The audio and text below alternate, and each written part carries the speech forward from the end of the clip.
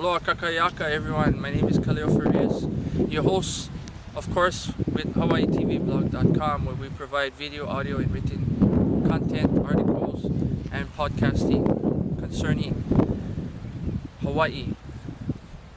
What is Hawaii? Why is it a country? What is a prolonged and belligerent occupation? Why can we say these things and why can we make these claims?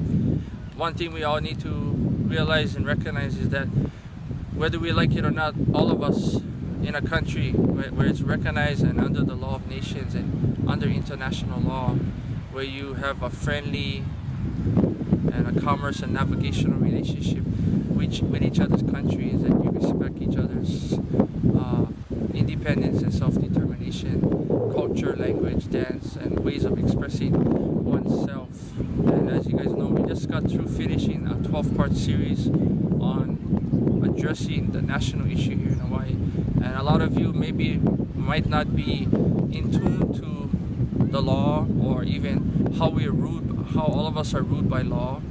And again, that is, why we can make that claim is because we were recognized all the way back in 1843. So with that being said, we were the first non-European country, to be part of the family of nations. And one thing I wanted to address is that we need to understand that we are ruled by law. There's righteousness and then there's darkness. But we really, we need to realize that without the rule of law in place as a foundation, then the world as we know it would even be more chaotic than it already is. So with that being said, that's why we can say that Hawaii is an independent, neutral, and sovereign country. We were recognized. We were our mo'is, the kings and the queen as well chose to be governed by this rule of law that I'm talking about. So with that 12-part series, the objective was to inform, to educate, to bring awareness, and to just really again tackle this issue that's going on in Hawaii for over 117 years now, about why the sovereignty movement is in motion and why it never goes away, and why people who don't understand think it's the Hawaiians being racial towards other ethnicities.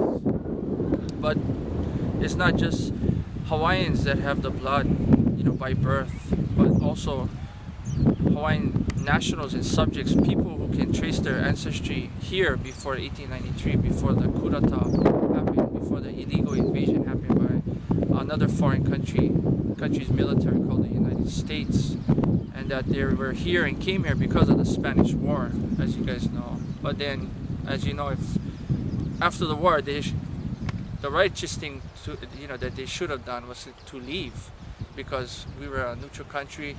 But now they're here, we're in harm's way. And the other objective to this 12-part series is that we need to all live together.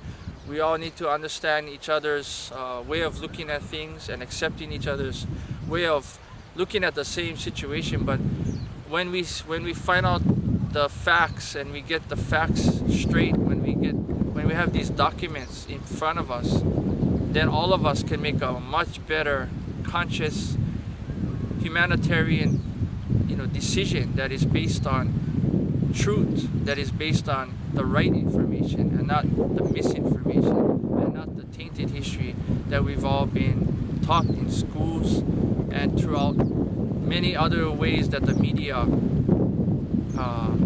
wants to again tell us what Hawaii is, and that it's the 50th state in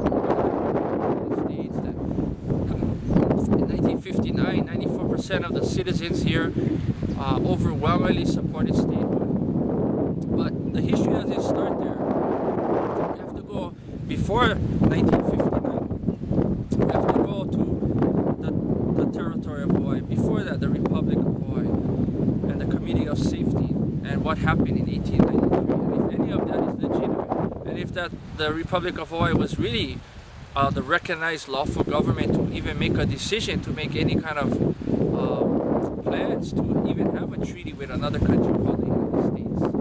So So that's the kind of things that we want to address. And that's why there's Americans here.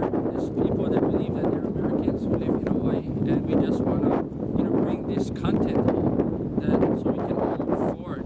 And when the truth of the matter comes out, you either for Hawaii or you against Hawaii. You either for righteousness or you against righteousness. You either for justice or you against justice. This only reveals your true colors when it's all said and done, when everything is laid out on the table for everyone to look at and have right in front of them. How and what is the only way to address this is that we need to address this and approach this with, again, the right content, the right information, and the right source. And whether we accept it or not, but that's the only way that this issue and this dilemma here in Hawaii will ever change and will ever end. So stay tuned. I plead with everyone, Hawaiian nationals and quote-unquote American citizens, or people who think this is the 50th state, please, let's all come together.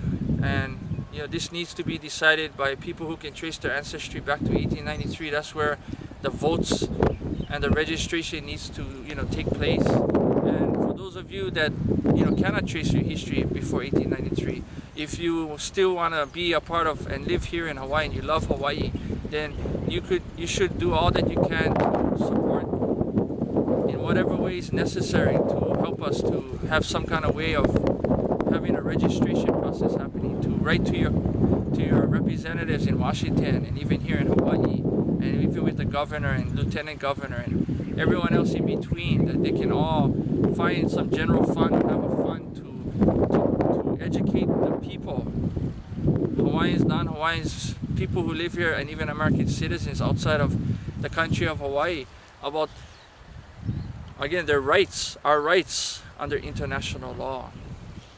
And if OHA wanted to do the right thing with Kawinoa as well, that it should be something for the Hawaiian nationals as well, and not be limited just to be within only under the United States and the Department of Interior. That just eliminates options. We need to have all of our options. We need to have a fair process. All right, so hopefully you guys enjoy the rest of the show. And like I said, we're going to be focusing more on Aupua'a and making these land management systems not only come alive once again, but start thriving once again.